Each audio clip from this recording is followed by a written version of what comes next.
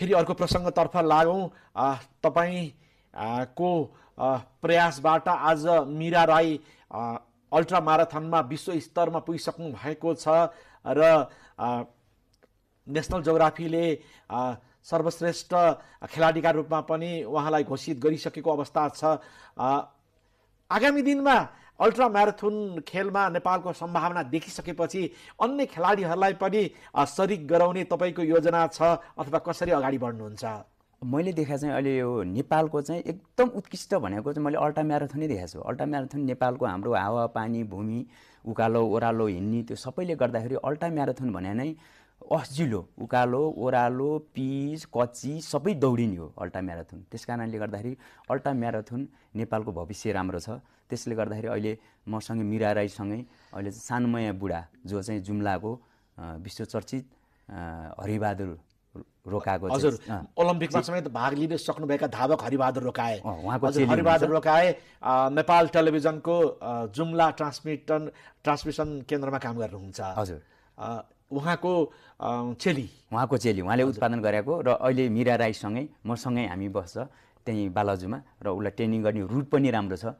फेरि बालाजुमा हाम्रो चाहिँ नागार्जुनबाट चाहिँ नुवाकोटतिर जाने धादिङतिर जाने अब यो मकनपुरतिर जाने रुटहरू राम्रो छ। ट्रेनिङ गर्ने रुट राम्रो भएको कारणले गर्दाखेरि उहाँले अस्ति हङकङमा भएको 50 किलोमिटरमा स्वर्ण पदक प्राप्त गर्नुभयो र फ्रान्समा भएको दौडमा नि 7औं स्थान प्राप्त गर्नुभयो। भर्खर 18-19 वर्ष लाग्नुभयो र उहाँको भविष्य नै राम्रो छ।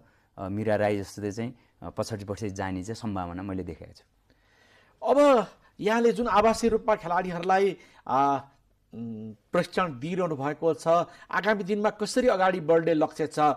अन्य थप खेलाडीहरूलाई पनि सरिक गराउने अथवा अन्य खेलका खेलाडीहरूलाई पनि आवासीय रूपमा प्रशिक्षण दिने तपाईँको योजना के छ? मैले चाहिँ के गर्छु भने राम्रो प्लेयरहरूलाई चाहिँ अब विस्तृत होमवर्क त मैले ट्रेनिङ मात्रै गराएर हुन्न। मैले ट्रेनिङ गराएँ उसको घरको स्थिति के छ, उसले के गर्छ कसो गर्छ त्यो सबै वाच गर्नुपर्छ राम्रो खेलाडी निकाल्नको निमित्त। र अहिले भर्खरै मैले एउटा झापाको स्तर राई खेलाडी चाहिँ मैले ल्याएर राखेको छु। तर उसलाई ल्याएर राखेर मैले 3 महिना जति ट्रेनिङ गराएँ। अहिले अस्ति भर्खर भएको चौथो श्रीलङ्का कोलम्बोमा भएको साफ गेममा -61 केजीमा स्वर्ण पदक प्राप्त गर्यो। त्यसरी त्यो जेनरल प्रतिभाहरू बाहिर बस्या हुन्छ, त्यस्तो प्रतिभालाई अवसर दियो भने उसले चाहिँ रिजल्ट निकाल्छ। त्यस्तो जेनरल प्रतिभाहरू अब मसँगै बस्ने एउटा अब अनुपमा मगर छ। अनुपमा मगर 2014 को साफ गेमको गोल्ड मेडलिस्ट, 17औं एसियन गेममा पनि सहभागी भइसक्यो। र अर्को मिलिना मगर छ, उनी अघिल्लो 2016 को साफ गेममा गोल्ड मेडलिस्ट हो। अनि त्यसै स्तर राई छ, मीरा राई छ, सानमया बुढा छ, विभिन्न खेलाडीहरू छ। र त्यस कारणले गर्दाखेरि उसलाई प्रतिभाहरू अवसर पाएर ठाउँ पायो भने उसले रिजल्ट निकाल्न सक्छ। नेपालमा चाहिँ के भयो, अवसरहरू चाहिँ सही अवसर पाउन नसक्दाखेरि चाहिँ एकचोटि समय आउँछ, त्यो समयमा सदुपयोग गर्न सक्यो भने उसले रिजल्ट ल्याउँछ। त्यो समयको सदुपयोग गर्न सकेन भने उसले रिजल्ट ल्याउन सक्दैन। समय घड्क्यो सिद्धियो। कोही इच्छुक खेलाडीहरूले अहिले हाम्रो कार्यक्रम हेरिरहनु भएको छ भने कोही त्यस्ता प्रतिभाशाली खेलाडी तपाईँको प्रशिक्षणमा आउन सक्छन्? मजाले सक्छ। मैले चाहिँ के भन्छ भने म खेलाडी हेरेपछि कुन खेलमा ऊ फिट हुन्छ, उसले कुन खेलबाट यति रिजल्ट ल्याउन सक्छ कि सक्दैन भन्ने कुरो मलाई थाहा हुन्छ।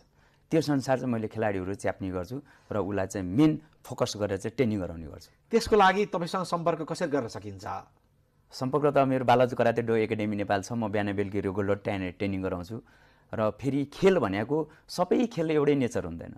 म जस्तो मान्छे, म जस्तो होचो मान्छेले भलिबलको र बास्केटबलको चाहिँ अन्तर्राष्ट्रिय प्लेयर बन्छु भनेर त हुँदैन नि। मिनिमम 5 फिट 9 इन्च चाहिन्छ। होइन, म त सानो छु।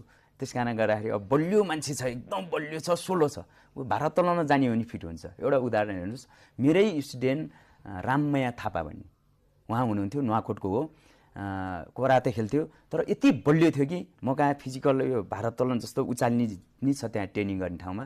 अनि जुरुक केटाले भन्दा बेसी उचाल्थ्यो। अनि मैले यसो सोचेँ र उसलाई चाहिँ म भारोत्तोलनमा लान्छु भनेर चाहिँ भारोत्तोलनमा मैले सहभागी जनाएँ। उसले भारोत्तोलनमा 6-7 महिना ट्रेनिङ गर्यो। 7 महिना ट्रेनिङ गरेपछि 6औं राष्ट्रिय गेम धनगढीमा भयो र धनगढीमा चाहिँ उसले दोहोरो चाहिँ 2टा स्वर्ण पदक प्राप्त गर्यो।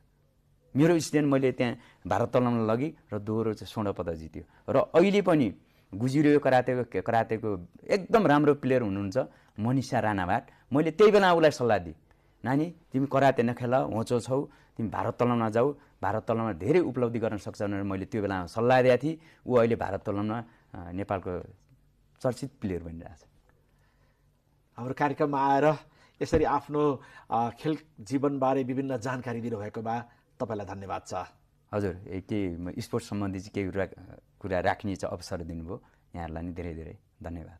आदरणीय दर्शकवृन्द, आज हामीले कराते प्रशिक्षक ध्रुवविक्रम मल्ललाई अतिथिका रूपमा आमन्त्रण गरेका थियौँ र उहाँले विगत केही वर्षदेखि विभिन्न खेलाडीहरूलाई आवासीय रूपमा राखेर र उनीहरूलाई अध्यापनको व्यवस्था समेत निःशुल्क रूपमा मिलाइदिएर खेल क्षेत्रमा सरिक गरिरहनु भएको छ र ती खेलाडीहरूले अन्तर्राष्ट्रिय रूपमै नेपाललाई चिनाएका छन्, जसमध्ये मीरा राईको नाम अग्रपङ्क्तिमा आउँछ र उहाँले मीरा राईको उत्तराधिकारीको पनि उत्पादन गरिसक्नु भएको छ र सानुमाया बुढा जसले हङकङ म्याराथनमा समेत स्वर्ण पदक हासिल गरिसकेकी छिन् र अन्य प्रतियोगितामा पनि उनको सहभागिता बढ्दो छ र आगामी दिनमा यस्तै मुलुकलाई पदक दिलाउने अन्य खेलाडीहरूको पनि उत्पादन गर्ने लक्ष्य ध्रुवविक्रम मल्लले राख्नु भएको